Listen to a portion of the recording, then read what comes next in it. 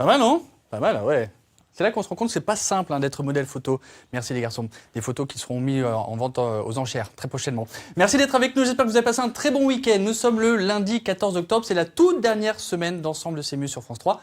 Avant les vacances, pendant les vacances, nous diffuserons les meilleurs moments d'Ensemble C'est mieux. Et pour cette première émission de la semaine aujourd'hui, alors on ne va pas essayer de les anéantir, mais on va essayer de vivre avec, n'est-ce pas Mélissa Nittenberg, bonjour. Bonjour. Vous êtes coach, avec vous on parlera des complexes, c'est notre dossier du jour. Regardez-moi ce beau magazine nouveau trimestriel qui est sorti en kiosque au mois de mars dernier. Mais, voilà. Et oui, mois de mai, évidemment.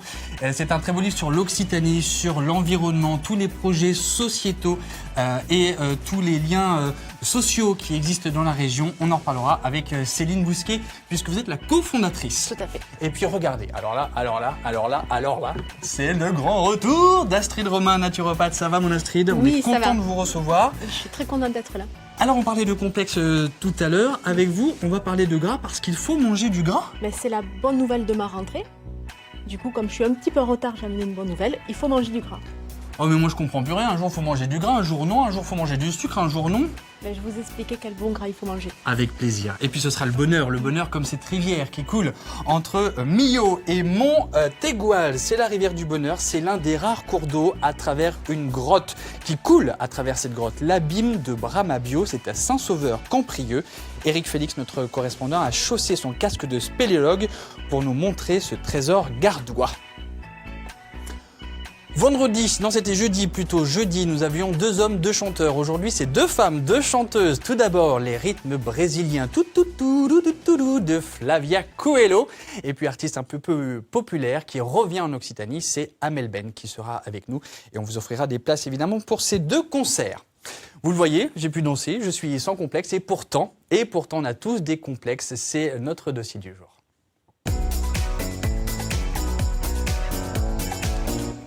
Merci d'être avec nous, Mélissa Nittenberg. Vous êtes coach, vous êtes auteur d'un livre qui s'appelle Vie de femme, vie de mère, où vous revenez entre autres sur le burn-out parental, les difficultés que l'on peut avoir en étant femme, mère, avec des exercices du mini-coaching. Et ça tombe bien, le coaching, c'est cet aspect-là de votre métier qu'on va utiliser aujourd'hui pour ce dossier du jour sur les complexes.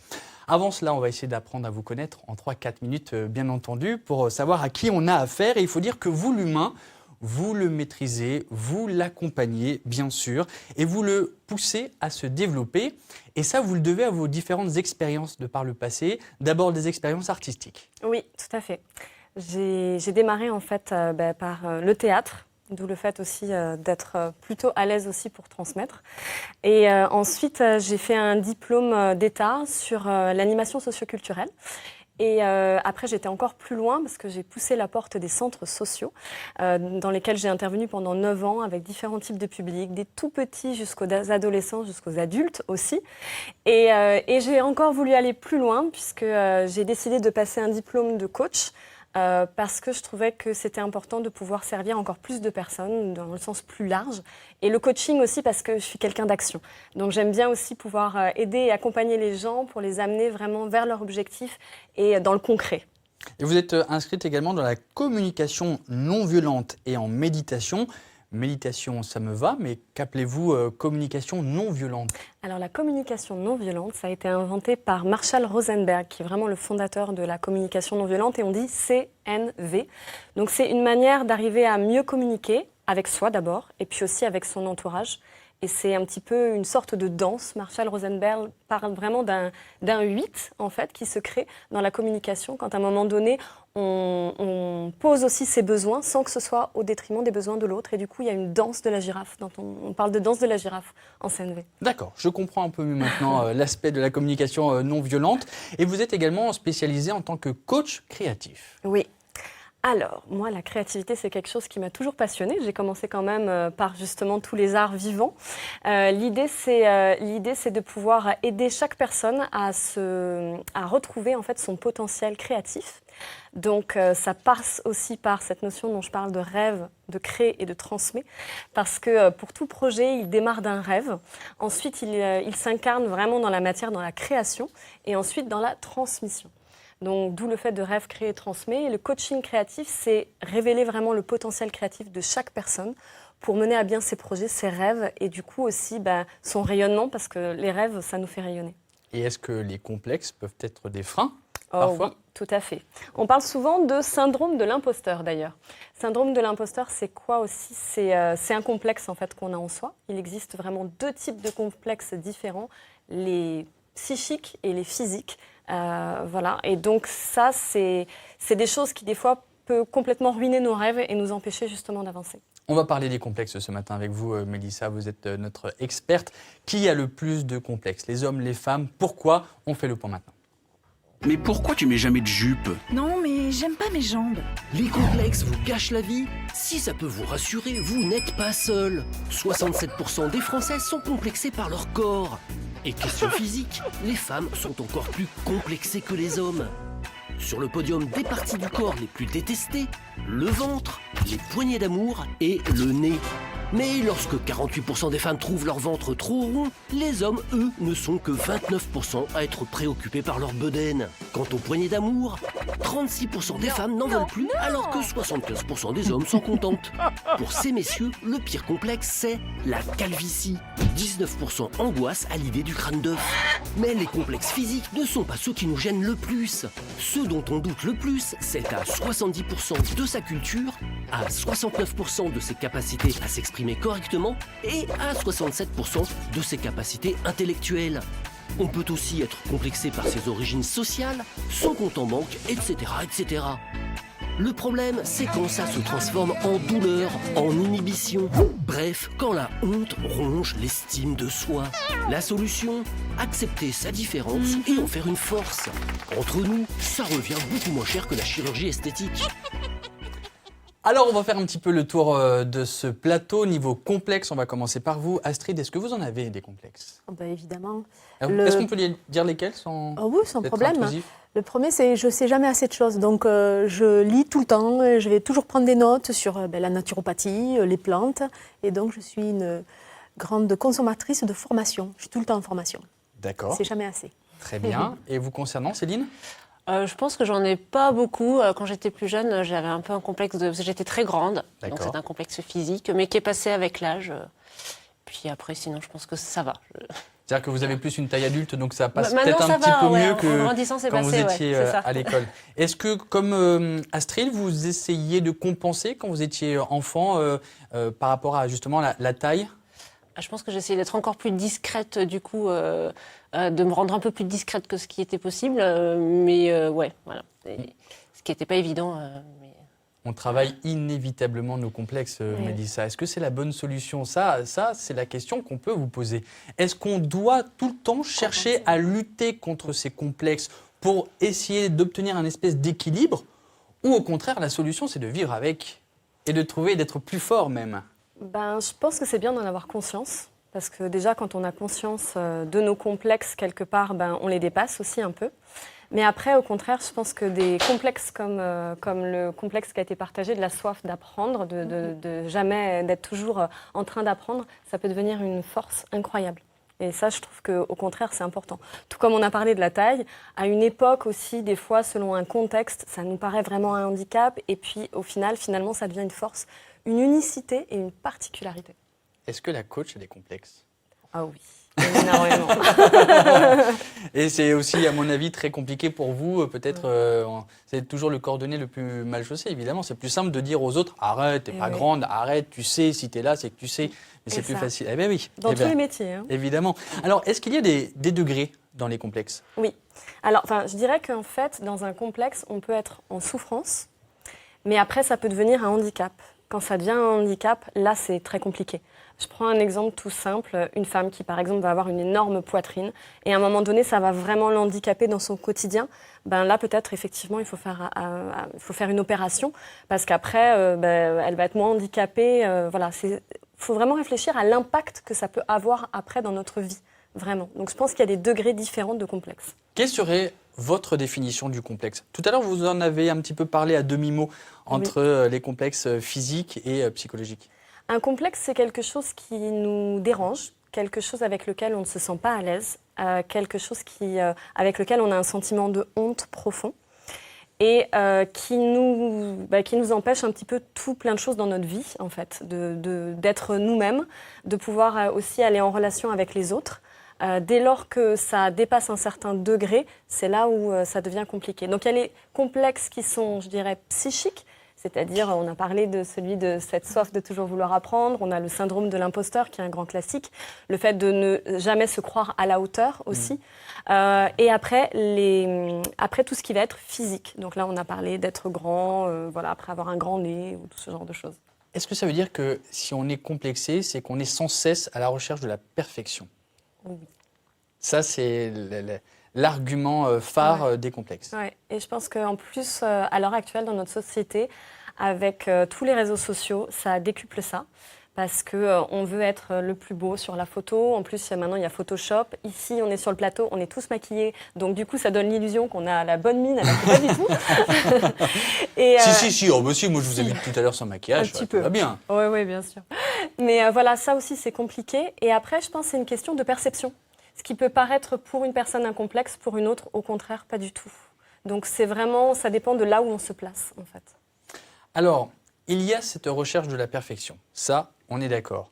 Mais quand en plus, on rajoute le regard et le jugement des autres, là, ça devient compliqué. Regardez ce reportage de nos confrères de France 2. Ils ont réalisé tout un sujet sur la grossophobie et ces femmes qui subissent la grossophobie. Mais là où c'est pire, c'est que c'est le regard de leurs proches, mais également le regard du corps médical. Là, ça devient compliqué. Depuis que tu es née, tu es grosse. T'es mal dans ta peau. L'enfance, pas facile. Toujours des moqueries. Plus tard, on te dit que si tu es grosse, c'est de ta faute. Être grosse serait une faute. À qui d'en juger? C'est avant tout une souffrance pesante qu'Angélique a choisi de dire sur scène. Façon de prendre le problème en main, elle s'est cachée trop longtemps avec ses 200 kilos. Moi, quand je vais pas bien, je grossis. C'est psychologique. Parce que je suis pas quelqu'un qui mange du gras ou du beurre à gogo, mais il n'y a rien à faire. En fait, j'étais une personne qui profitait de ce qu'elle mangeait. Née dans une famille d'obèses et précaires, les 5 fruits et légumes par jour, elle n'y avait pas accès. Elle avait beau se restreindre, rien n'y faisait. Alors, il y a 6 ans, on lui a enlevé une partie de l'estomac. Une petite victoire qui lui permet de se maintenir entre 95 et 120 kilos. Je veux que les médecins, les chirurgiens, les diététiciens, ils ne sont pas tous pareils, ils ne sont pas tous à mettre dans le même sac, mais moi, on m'a quand même dit un jour, un endocrinologue m'a dit, si vous êtes grosse, c'est de votre faute, vous n'avez qu'à pas bouffer. Faire ses lacets, bouger n'est pas une mince affaire. Pour certaines, il n'y a pas de solution médicale, alors l'association Les Petits Pois propose des activités douces.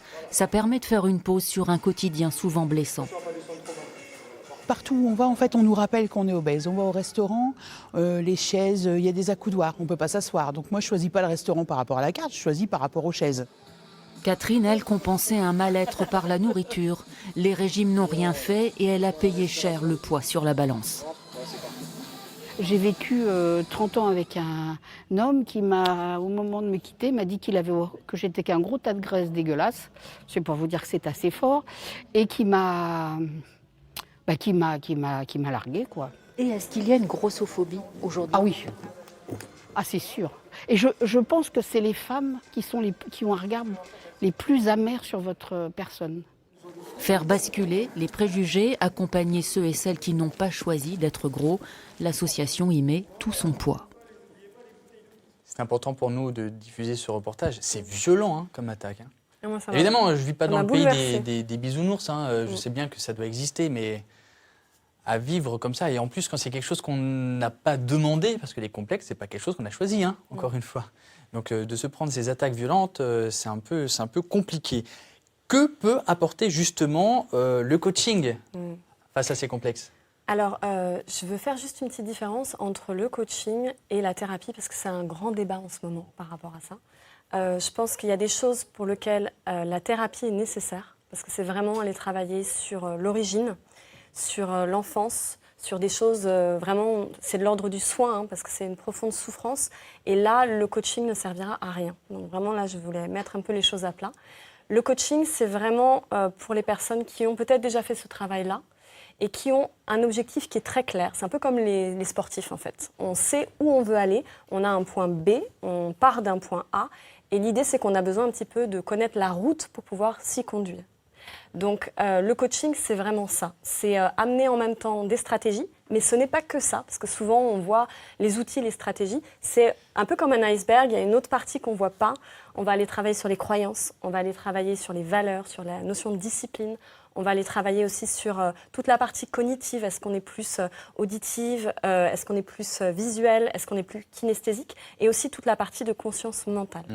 Alors, je vais vous proposer maintenant un exercice en conditions réelles. Maintenant, nous avons une téléspectatrice qui nous regarde, qui s'appelle Christelle, qui en fait a fait éliminer son plus gros complexe, mais visiblement, ça reste encore en tête. Elle a une question pour vous. Ouais. Bonjour, Christelle, 48 ans. J'ai fait un gros travail sur ma perte de poids depuis 6 ans. Mais malheureusement, quand on perd du poids, on a toujours des complexes et on ne sait pas comment s'en séparer. J'étais à 83 kilos, je suis arrivée à 65 kilos et mon complexe sera toujours mon ventre. Donc les complexes, je sais que c'est psychologique. Et on m'a bien fait comprendre que de toute façon, même quand on perd du poids, on se trouvera toujours grosse. Et j'aimerais savoir comment faire pour me débarrasser de ce complexe des petites formes qui restent. Merci. Mélissa, aidez-nous, que ce soit Christelle ou nous tous sur ce plateau, nos téléspectateurs, on a un complexe, on essaie de s'en débarrasser, on pense que c'est fait et ça reste. Qu'est-ce qu'on peut faire? C'est un petit peu les croyances en fait. C'est ce qu'on garde à l'intérieur, c'est cette espèce de petite voix qu'on se répète sur le fait que je suis grosse, je rentre pas dans les vêtements, ah tiens j'ai vu qu'il me voit et tout ça. Donc en fait je dirais que déjà il faudrait prendre toutes ces petites voix qu'on a et trouver le contrepoids en fait. On parle de poids, on parle de contrepoids, mais vraiment de trouver la phrase à l'opposé. Parce qu'en fait finalement toutes ces croyances, elles naissent de petites voix qu'on a à l'intérieur de nous. Donc l'idée, c'est d'arriver à les inverser. C'est un petit peu le côté parole positive, mais vraiment, pour l'avoir expérimenté, c'est vraiment assez bluffant de pouvoir se répéter au fur et à mesure des petites phrases qui vont à l'inverse, parce que c'est un peu comme un discours intérieur. Donc la méthode Coué, il faut se répéter, mais l'inverse de nos complexes. Oui, et en plus, je dirais, il faut vraiment le ressentir. Et en plus, là, Christelle, elle peut rentrer dans de nouveaux vêtements avec des tailles inférieures, etc. Et pourtant, ça continue. Donc Christelle, il faut se répéter des phrases. Astrid, vous avez une question? Oui, parce que à vous entendre, j'ai compris que les complexes étaient multifactoriels finalement. Et dans votre parcours de coaching, est-ce que vous intégrez d'autres techniques comme de l'hypnose ou des diététiciens pour arriver à aider la personne à avoir un meilleur chemin? Alors c'est ça aussi que je trouve important, tout comme à un moment donné on va dire que peut-être il y a un chemin thérapeutique qui est nécessaire. L'idée c'est en tant que coach, après on se spécialise dans différents aspects. Donc moi là c'est vraiment le coaching créatif, mais bien sûr un travail peut être fait en complément justement avec le coaching créatif, ça s'apparente aussi à de l'art-thérapie ou Non, pas du tout. C'est pas du tout de l'art-thérapie, on n'est pas dans du soin, on est vraiment dans l'accompagnement. Est-ce qu'on peut avoir quelques idées d'exercices peut-être à faire au quotidien? Oui. En fait, quand on a parlé de sujet de complexe, je me disais que ça serait en trois phases vraiment.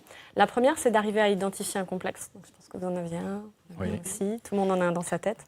Vraiment le fait que, pour les téléspectateurs, vraiment c'est la notion de vraiment ressentir profondément de la honte à ce moment-là. La deuxième, ce serait de mesurer, arriver à évaluer sur l'échelle des valeurs de 1 à 10 où ça se situe. 10 étant vraiment là, c'est très, très, très handicapant dans notre vie de tous les jours. D'accord. 0, tout va bien. Voilà, c'est pratiquement rien. Et donc déjà, pour arriver à mesurer. Et la troisième, je dirais, c'est la perception. Par exemple, cette femme qui pense avoir du ventre, c'est-à-dire essayer d'aller voir des personnes qui sont des contre-exemples. Est-ce qu'il y a des personnes qui ont une soif de connaissances et qui sont passionnants et qui sont qui excellent dans leur milieu? Est-ce qu'il y a des gens qui sont très très grands et qui ont réussi à en faire quelque chose? Et qui eux-mêmes sont complexés par autre chose. Donc se dire que c'est pas parce qu'on est ultra cultivé, c'est pas parce qu'on est ultra grand ou ultra petit qu'on n'a pas nous-mêmes des complexes. Ouais. C'est super. Rêve-crée-transmet.com, c'est le site internet de Mélissa, notre invitée aujourd'hui. Merci d'être venue nous parler des complexes. On pourrait en faire toute une émission entière. J'espère qu'on aura le plaisir de vous recevoir de nouveau sur ce plateau. Pour aller un tout petit peu plus loin, on vous offre 2 livres. Tout